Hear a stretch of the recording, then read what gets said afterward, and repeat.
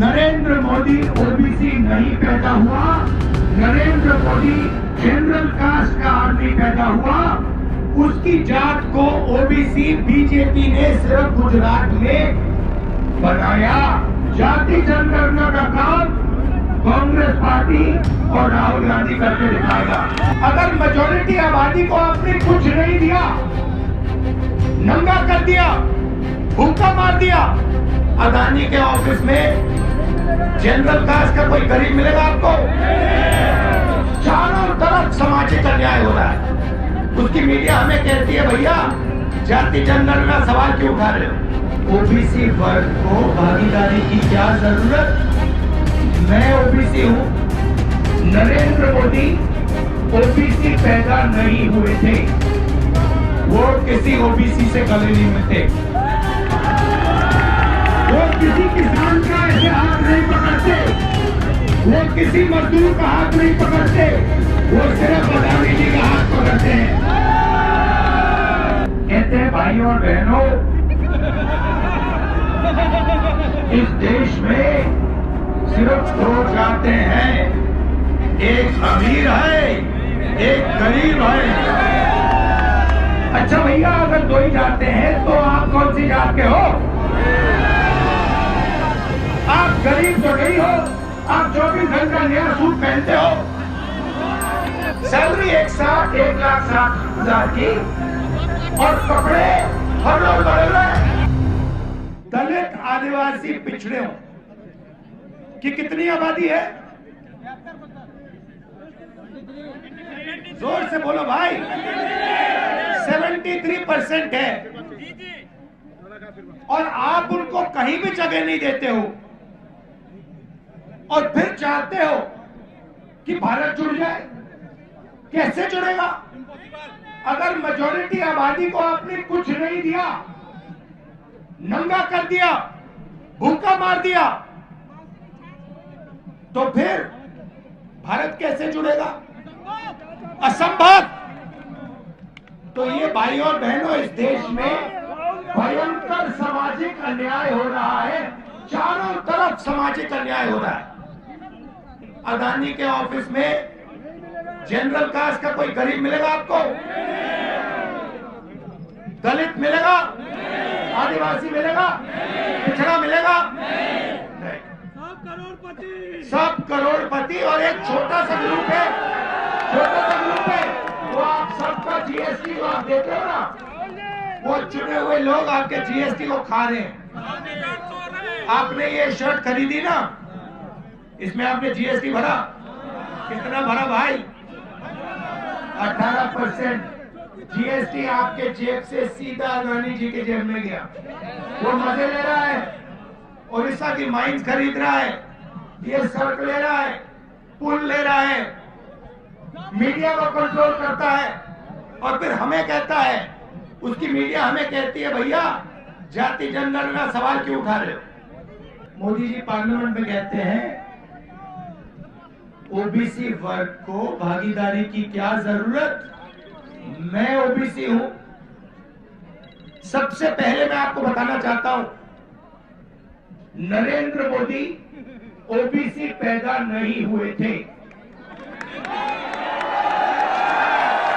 फिर से सुनो, आप सब लोगों का भयंकर बेवकूफ बनाया जा रहा है। आप लोगों का भयंकर बेवकूफ बनाया जा रहा है। नरेंद्र मोदी जी ओबीसी नहीं पैदा हुए थे। नरेंद्र मोदी जी टेलीकास्ट के गुजरात में व्यक्ति पैदा हुए थे। उनको, उनकी कम्युनिटी को बीजेपी ने 2000 में ओबीसी बनाया। आपके प्रधानमंत्री ओबीसी नहीं पैदा हुए, आपके प्रधानमंत्री जनरल कास्ट पैदा हुए। और ये पूरी दुनिया में झूठ बोल रहा है कि मैं ओबीसी पैदा हुआ। पता है मैं कैसे जानता हूँ? मुझे बर्थ सर्टिफिकेट की कोई जरूरत नहीं है। पता है मैं कैसे जानता हूँ कि आपके प्रधानमंत्री ओबीसी पैदा नहीं हुए? वो किसी ओबीसी से गले नहीं मिलते। वो किसी किसान का ऐसे हाथ नहीं पकड़ते, वो किसी मजदूर का हाथ नहीं पकड़ते, वो सिर्फ अदानी जी का हाथ पकड़ते हैं। और ये पूरी जिंदगी में जाति जनगणना नहीं करेगा, क्योंकि ये आपके प्रधानमंत्री पूरे देश से झूठ बोल रहे हैं। ये ओबीसी नहीं पैदा हुए, ये जनरल कास्ट के आदमी है, ये ओबीसी जाति जनगणना कभी नहीं करने देगा। जाति जनगणना का काम कांग्रेस पार्टी और राहुल गांधी करके दिखाएगा। आप देखो, अब देखना, मैंने जाति जनगणना की बात की, सामाजिक न्याय की बात की, नरेंद्र मोदी जी ने भाषण दिया, कहते हैं भाइयों और बहनों, इस देश में सिर्फ दो जातें हैं, एक अमीर है, एक गरीब है। अच्छा भैया, अगर दो ही जाते हैं तो आप कौन सी जात के हो? आप गरीब तो नहीं हो, आप 24 घंटा नया सूट पहनते हो, करोड़ों रुपए का सूट पहनते हो, आप कहां के गरीब?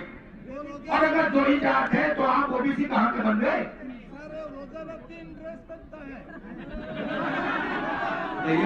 भैया सुबह एक नई ड्रेस आती है, उसके बाद दोपहर में अलग, शाम को अलग, और हर रोज अलग अलग अलग।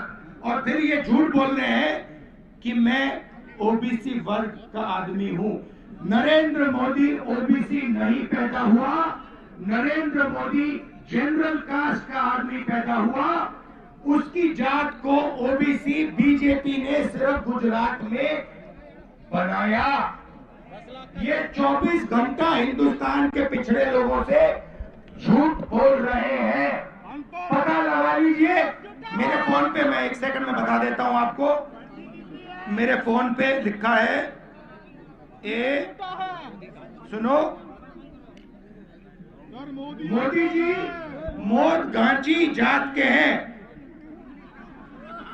मोद घांची कास्ट के हैं। इनको गुजरात सरकार ने 2000 में ओबीसी घोषित किया था। आपके प्रधानमंत्री ओबीसी कास्ट के नहीं थे, वो जनरल कास्ट के आदमी हैं, और वो देश के हर पिछड़े वर्ग के व्यक्ति का बेवकूफ बनाने के लिए प्रधानमंत्री बनाए गए हैं। ले लो सच्चाई, सुन लो। अब मैंने सामाजिक न्याय की बात की, अब मैं आर्थिक न्याय की बात करना चाहता हूं। आपके प्रधानमंत्री, हिंदुस्तान के प्रधानमंत्री, आपका पूरा का पूरा धन लेकर, आपके छोटे बिजनेसेस को लेकर खत्म कर रहा है। जीएसटी और नोटबंदी उन्होंने करवाई अदानी जी की मदद करने के लिए, और छोटे बिजनेसेस सबको मार दिया। ओडिशा में, बाकी प्रदेशों में युवाओं को रोजगार नहीं मिल सकता है। चाइना का माल, ये जो फोन है, ये जो आपकी शर्ट है, चाइना का माल हिंदुस्तान के बड़े बड़े उद्योगपति आपको बेचते हैं। चाइना के युवाओं का पैसा बनता है, उनका पैसा बनता है, आपकी जेब में से पैसा निकलता है। महंगाई से आप लड़ाई लड़ते हो, महंगाई आपको दबाती है। पेट्रोल का दाम बढ़ता है, आपको चोट लगती है। खाने का दाम बढ़ता है, आपको चोट लगती है। अदानी को कोई फर्क नहीं पड़ता, मोदी को कोई फर्क नहीं पड़ता। क्या आपको लगता है नरेंद्र मोदी अपने कपड़े खरीदता है? अगर खरीदता है तो मुझे समझा दो, प्राइम मिनिस्टर की सैलरी कितनी होती है भाइयों बहनों? प्रधानमंत्री को नहीं भाई, प्रधानमंत्री को 1,60,000 रुपए प्रति महीना सैलरी मिलती है भाइयों बहनों। मुझे एक बात बता दो, सैलरी 1,60,000 की, और कपड़े हर रोज बदल रहे, 3 कपड़े हर रोज मतलब 2-3 लाख रुपए का भी कहां से आ रहे हैं? बात समझो, बात समझो, बात समझो। ये 24 घंटा आपको उल्टी सीधी बात करता है। हर रोज ये नया कपड़ा पहनता है। इसके पास कपड़ा पहनने के लिए सैलरी नहीं है। कहां से आ रहा है ये पूछो आप, ये पूछो। आपकी जेब से आ रहा है, आपकी जेब से आ रहा है। ठीक है, अब देखना, अब अगली बार याद रखना, हिंदुस्तान के सब युवा, प्रधानमंत्री की सैलरी 1,60,000 रुपए प्रति महीना। सुबह उसको देखो, एक सूट पहनेगा 2-3 लाख का, फिर शाम को देखो दूसरा सूट पहनेगा, शॉल पहनेगा 4-5 लाख का, तीसरा लंच के टाइम देखो उसको नया सूट पहनेगा, जूते पहनेगा 3-4 लाख, मतलब 7-8 लाख रुपए दिन के। 7-8 लाख रुपए दिन के हो गए तो महीने के कितने हुए? तो ये जो 1,60,000 की सैलरी पे चल रहा है और महीने में 2-3 करोड़ रुपए के सूट पहन रहा है, इसका पैसा कहां से आ रहा है? तो आप पर आर्थिक अन्याय हो रहा है, आपकी चोरी हो रही है। भाइयों बहनों, पता नहीं लग रहा, देख नहीं पा रहे हो, देख नहीं पा रहे हो, बात समझ नहीं आ रही है। तो ये हो गई आर्थिक अन्याय की बात।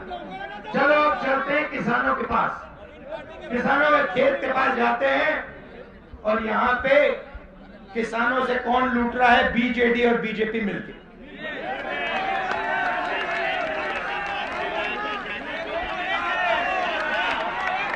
BJP, BJD,